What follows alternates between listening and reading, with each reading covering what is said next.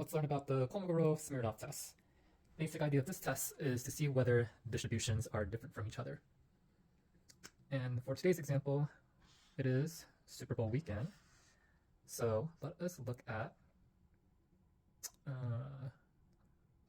number of Totino's pizza snacks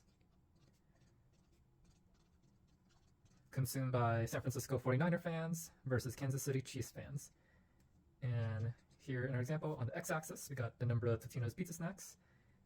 And here, let's say we have the number of fans that consume that amount. So, what would this graph look like? Let's say San Francisco 49er fans, they're from San Francisco, they're healthy, they're into vegan stuff, so maybe they're on the smaller side of the number of pizza snacks they want to eat. Kansas City, not into that whole vegan mess, so let's say their distribution looks a bit more like this on the higher end of pizza snacks. So how can we decide whether these two distributions are different from each other? That is where our Kolmogorov Smirnov test comes in, where we look at, let's call it KS test for short,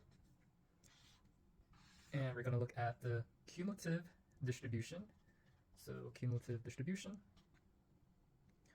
of the pizza snacks. Let's just call it Totino's for short. And cumulative distribution means it goes from 0 to 100% of the distribution. And Totino's, I don't know, one pizza snack to, let's say, I don't know, 80.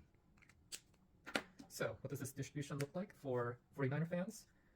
Well, most of them aren't eating that many Totino's, so maybe you have a huge hump in the small numbers, and then maybe it tapers off for the larger numbers.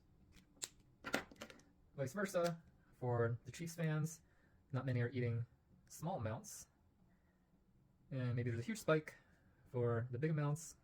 Say, I don't know, they're buying like family packs, for example. So here we have the cumulative distribution of Totino consumption for 49ers versus Kansas City Chiefs.